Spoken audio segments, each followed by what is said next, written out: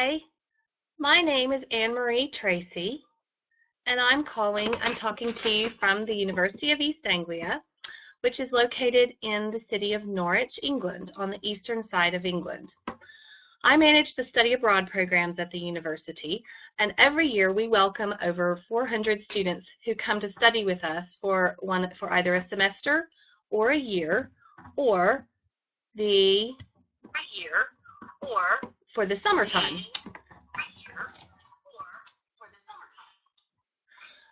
So what we're going to talk about today is what study abroad is,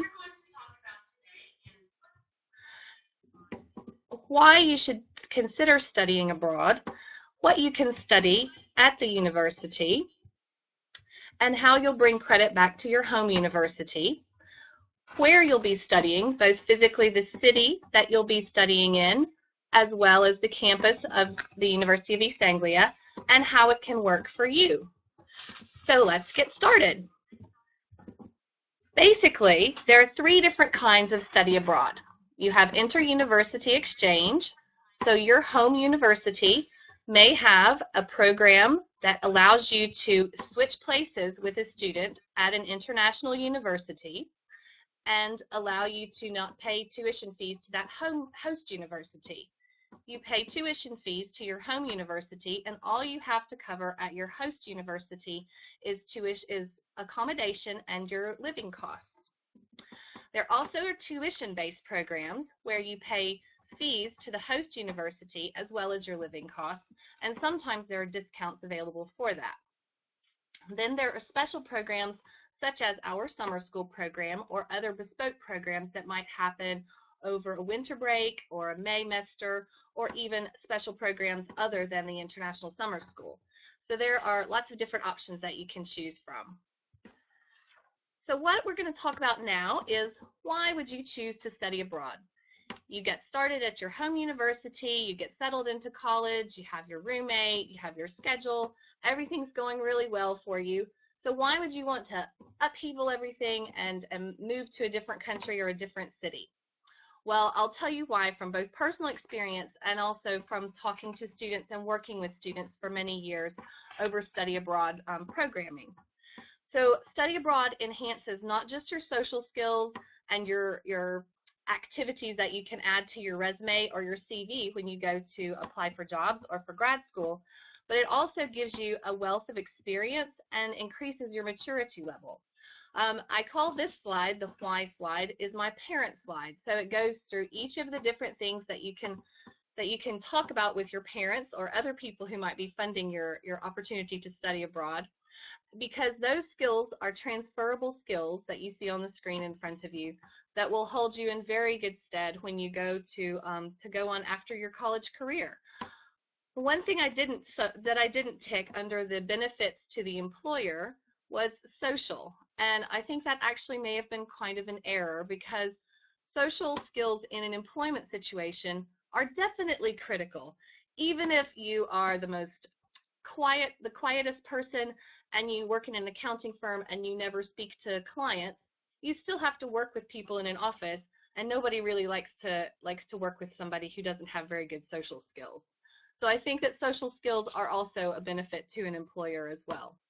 Your cultural adaptability also means that you're able to understand politics in the world, situations around the world, and it just opens your eyes to the global situation that we all face every day.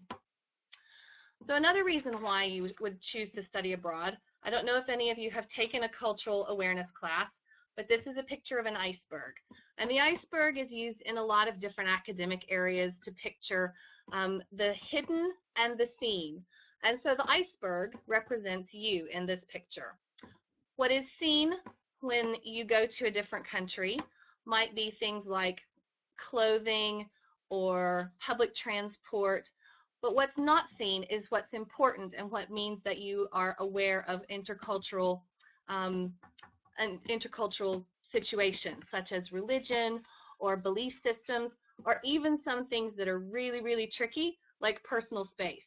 Personal space varies very much from country to country, and you have to be aware of it, or you can be surprised a little bit when somebody gets into your own personal space.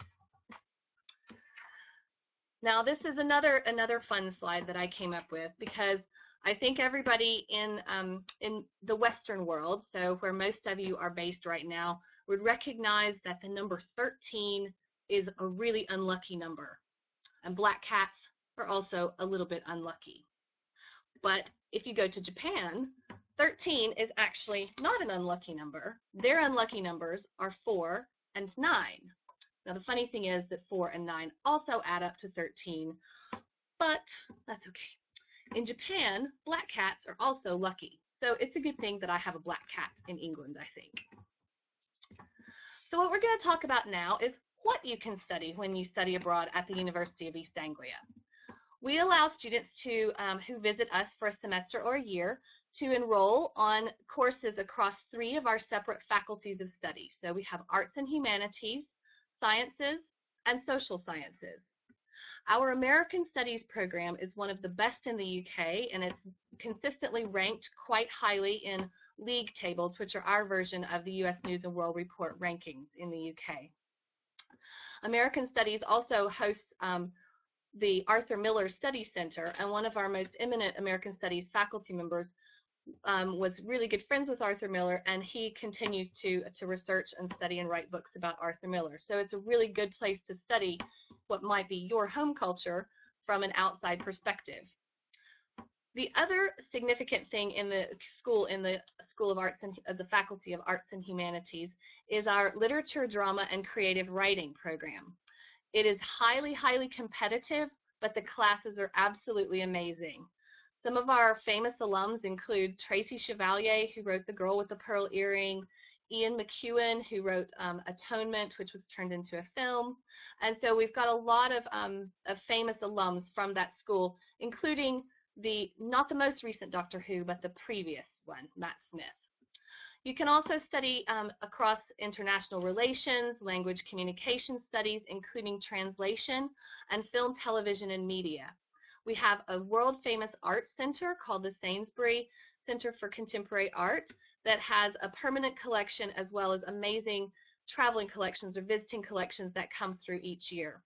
It's overall just a really superb place to study the arts and humanities.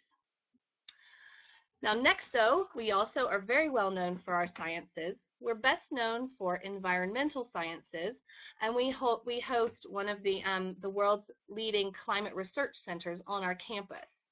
In fact, in Copenhagen, which was a climate summit in 2009, I believe, there were more climate scientists from the University of East Anglia on the board at the Copenhagen summit than any other individual body or governmental agency from the entire rest of the world. So we're quite productive in our environmental science studies.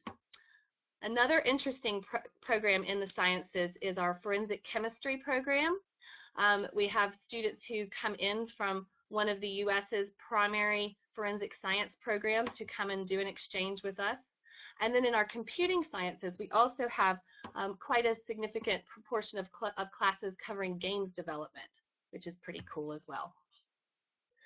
In social sciences, I should point out that law is an undergraduate program in the UK, and therefore students who are considering going on to law school after completing a poli-sci degree or a history degree or another degree at undergraduate level in the US might find it quite interesting to take law classes at a law school at undergraduate level.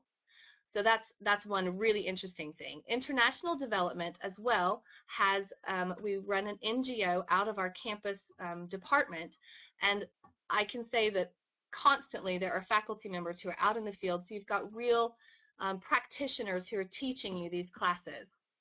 Psychology, business, also economics and education have recently come on board to offering classes for our visiting students, and so all of these areas are open to you to enroll on classes. Typically, a full class load per semester is 60 credits. Now, most classes are worth individually 20 academic credits, so what that means is usually you'll take 3 classes per semester if you take 3 20-credit classes. Most 20-credit classes at the University of East Anglia will transfer to a U.S. institution and count as 4 to 6 credits, U.S. credits per class. So you'll still be able to remain in full-time status during your study abroad period, which helps with your receiving financial aid or anything like that. The only restrictions that we do have for our own administrative purposes are that 2/3 of your modules or your classes need to be within a single faculty of study. So one of the faculties, either arts and humanities or sciences or social sciences. We just need you to have 2/3 of those modules in a single faculty. But in each faculty, like you were able to see a minute ago, there are multiple schools of study or departments, if you will. Most departments are fully semesterized, but there's only one tricky school, is the School of Business. The School of Business only runs year-long modules, and so students do need to be on campus from September until June to take the single class to cover the business classes. There are some other year-long classes in some of the other faculties, but all of the other faculties have a wide range of programs or classes that are single semester, and each semester will allow you to complete within that semester. So even if you're an autumn student and you come in September and you leave in December, you will be finished with your semester and have no exam periods after December. You'll be assessed based on your December work. So where will you be studying? Well, I already said that it's on the eastern side of England. The city of Norwich is the most complete medieval city in England, and it is utterly charming, beautiful. I have lived here myself as an expat from the US for 8 years, and I see something new and fun every day that I walk in the city. I live in the city center and commute to the campus, which is about 2 miles from the very heart of the city. The campus is located on 320 acres of parkland. It has its own lake, which has otters and swans and ducks that live on it, and it's a really pastoral place, as you'll see from the picture in the middle of the screen.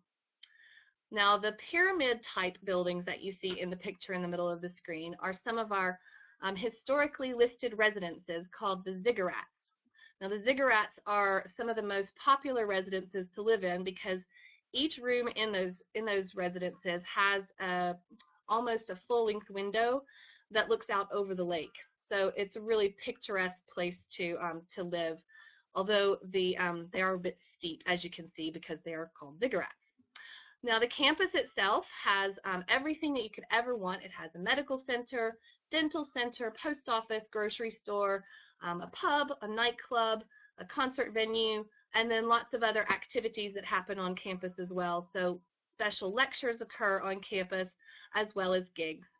The city center, like I said, is 2 miles from the campus itself and is very safe and easy to get to. Public transport runs between campus and the city center 24 hours a day, 7 days a week, and it's really easy to and safe to get in and out of the city. If you choose not to do public transport, it's also entirely possible to have a bike and to ride or walk into the city center as well. Now, when you can study. I already mentioned autumn semester only, for those of you who are paying attention to the assessment information. Basically, you start the end of September, and you have a 12-month semester, you finish mid-December, and you are finished, and you receive a transcript in about February after your marks are confirmed from each of the classes that you took. Our spring semester is slightly longer, simply because we have a really long spring break. Usually it's 3 to 4 weeks long, and it's around Easter. January is the start date. Usually the second week of January starts our spring semester, and we end in June.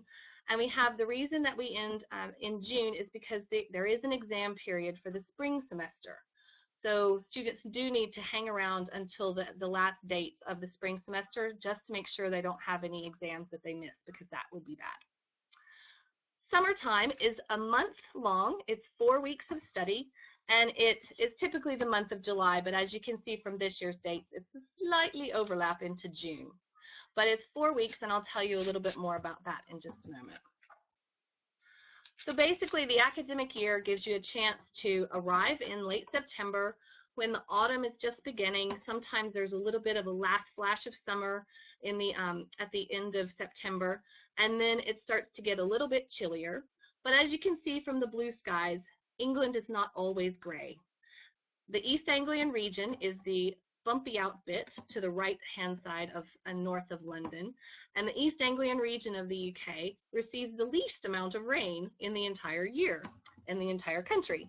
So that's a good thing for you if you're too afraid of rain. The East Anglian landscape is quite flat until you get on a bike, but it's very similar to Holland. As you can see, there's a windmill in the center of the picture, and East Anglia is known for its real pastoral scenes, and it's about 30 miles from the North Sea coast. So you can even go surfing if you are brave, and it's very cold. The reason I have two books up here is Helen MacDonald wrote H is for Hawk, and she is actually highlighting our first lecture of the literary festival for the spring semester. The university hosts two literary festivals each year, one in the autumn and one in the spring. So it's typically more than 12 weeks of 12 authors or more that will come and either have readings from books that they have just published, or chats, fireside chats, or other chats with students. And it's a real opportunity for students who are just interested in literature or who have a career interest in literature to hear from the experts and see how they have built their career. Like I said, UEA is quite well known for its Masters of Creative Writing, and so students who want to kind of get a taste of that at the undergraduate level have the opportunity during their undergraduate year. Then we also have lots of gigs on campus. Really famous bands like the Killers, Lily Allen play on campus. We have probably a really good band every week of each semester. So that's a pretty amazing opportunity. There are club nights on campus. There's theme nights every Thursday and Friday night, and it's really, really a lot of fun. The Dean of Students office hosts lots of individual trips around the region, and then individual clubs will also have trips that will go into Europe. So for example, the law club this semester had a trip to Amsterdam, and Amsterdam is only a 40-minute flight from the city of Norwich, so that's not a really difficult leap to make. Norwich is a perfect location for exploring not only the UK and the rest of England, but also the continent, because you're so close and airfares are actually quite cheap. Then you've got the amazing city of Norwich, because I just can't say enough about Norwich. It has music festivals, theater festivals, drama festivals, all year long, and it's just a really great place to live. Now the summertime is definitely the sunniest, as you can see from the blue skies. This is our last year summer cohort, and basically students will come to the university and will take one class over the 4-week period that they're in the summer school. These are the classes that are on offer this year. Some of my favorite ones are Plague and Disease in the Medieval City, because you're in the most perfect place to study that. We have a module on creative writing, so you can get some real personal experience from experts in creative writing. And then also psychological research and practice. There are two options for that. You can either do only the 4-week program, or you can do an extended 6-week program and actually have a little bit more, a bit richer of an experience to put on your resume or your CV. We're really pleased to be able to offer digital animation, so from our computing science program, as well as future medicine. Medicine in the UK is also an undergraduate degree program, and so that's a really interesting insight for students coming from a different country and different culture. Each of the classes has 40 contact hours, and again, we'll give you 20 credits from the UK system, which will translate to 4 to 6 university credits at your home university if it's US credits. It varies from university to university, and it's up to your home university to decide what they are going to accept as your credits. The early bird deadline for application is 1 month away on the 31st of March, and if you apply by the early bird deadline, there is a discount, a fee discount. So for the early bird deadline applicants, the tuition fee, well, actually it's an all-inclusive fee that includes your accommodation, meal plan, a meet and greet at the airport, and special excursions. The all-inclusive package is £2,495, which translated into US dollars with today's rate is about $3,875 US dollars. So you get an all-inclusive package in a really amazing location and trips to boot. So you can't go wrong.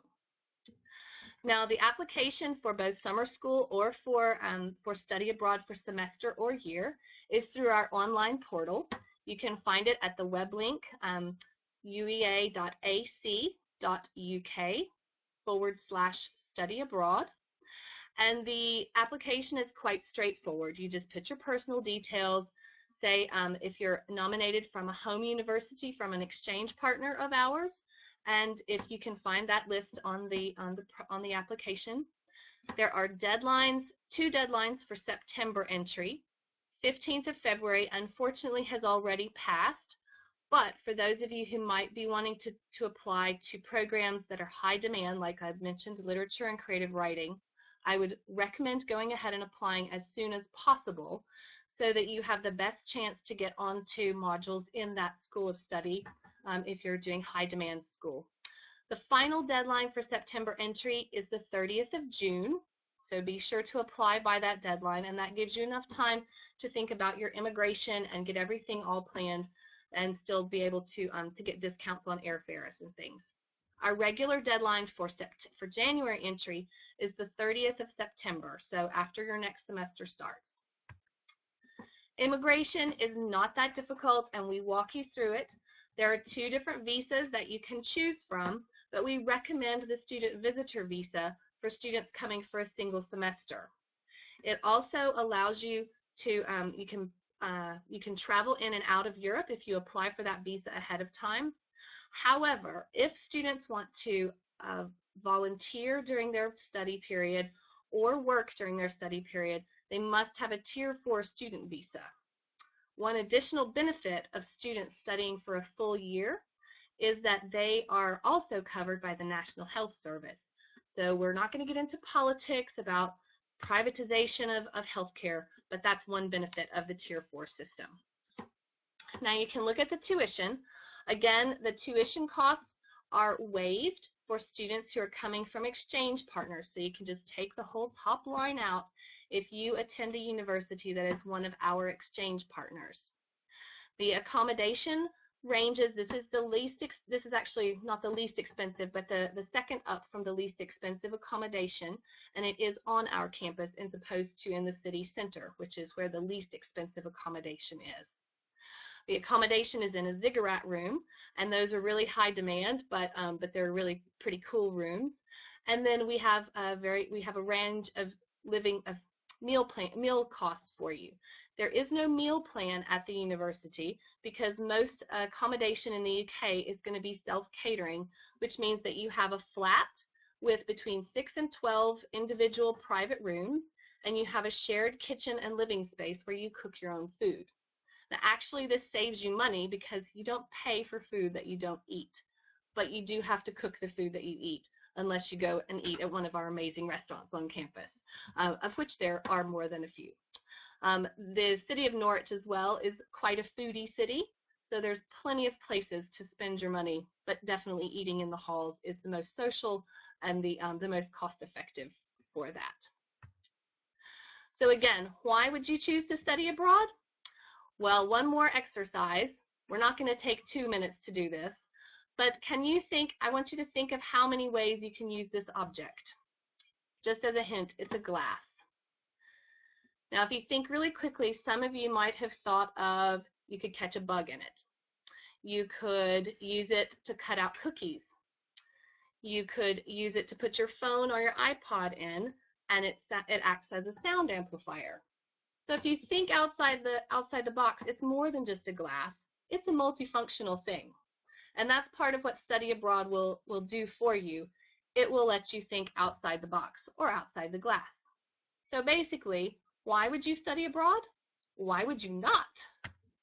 So if you have any questions at all, I'm happy to take them now, but you can jot down this email address and you can email us with any questions you have about studying abroad at the University of East Anglia. Now I see that a couple of people have written in some questions, and I will go ahead and start to try to answer them. So one person has written in and asked, how will I go about getting a roommate? Well, again, I mentioned in the accommodation section, there are no roommates typically in the UK. You have a single occupancy room most of the time, although you can, in certain instances, request a roommate, but it's less likely to have a roommate in the UK.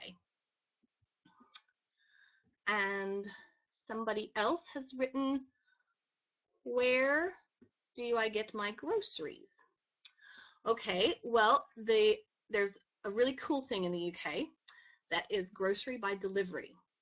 You can go to the grocery store in the city center. You can go with your bags on the bus and you can bring your groceries home. But my favorite thing about the grocery stores in the UK is that I can just go onto a website, I can order my groceries, and it's very smart and it remembers what I've ordered before. And then it appears at my door between 4 and 5 p.m. if I so desire. So you can pick your delivery time, and that's a pretty cool thing.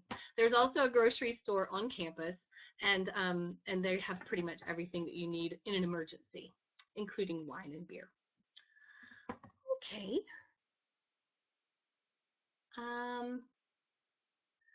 Okay, student clubs. What student clubs? The university has over 120 student clubs, and they range from the Quidditch Society to the Law Student Society to the Sci-Fi Society to the Surfing Society to the Mountain Climbing Society. There's so many societies and clubs. And basically at the beginning of every semester, there's a big fair, and all of this current students and the degree-seeking students that are in the clubs, they bring and they have a fair where they try to recruit new members and get new students involved in social life at the university. Even though it's a university of 14,000 students, it's such a social university, and there's a lot of activism and a lot of activities for students to be involved in, from volunteering to dressing up like Star Wars characters and having mini lightsaber fights. So there's a lot of things that you can do and a lot of ways that you can meet people. Basically, your flat, like I mentioned before, you live in a flat with between 6 and 12 other people, and those people form kind of your family. And then you meet people in your classes or in your school of study that you're registered in, because you'll take most of your classes within one school of study, and you'll meet people in those classes as well. But you're mixed in basically in accommodation and in classes with British students, so you'll have a real British student experience while you're here. Thanks for asking that. Okay. Somebody wanted to know some of the other famous alums from the university. So I don't know if you know Monica Ali, who wrote, I think she wrote Brick Lane, sorry. There's Margaret Atwood, who wrote Cat's Eye and lots of other books. Rose Tremaine is actually our chancellor, and she's a graduate of Vanderbilt University and of University of East Anglia. And then Gimli, the dwarf from Lord of the Rings, is another famous alum. But Matt Smith is probably our most seen famous alum because of the big Doctor Who following in the US. Okay. Okay, credits again.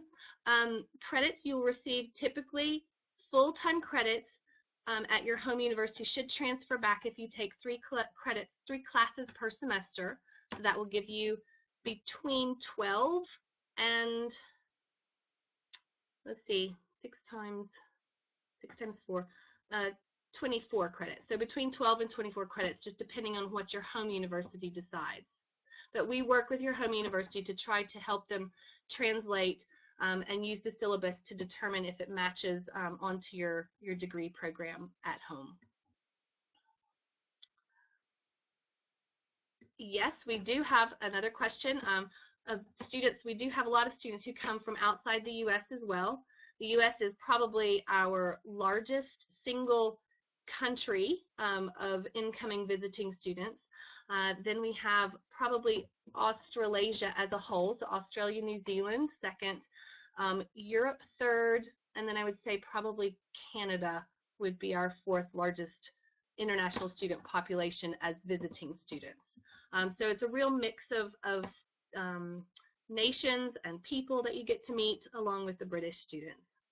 So I noticed that the time is ticking down and I just have a few more seconds. So Thank you all so much for paying such close attention, and I look forward to welcoming you to the University of East Anglia very soon. Bye.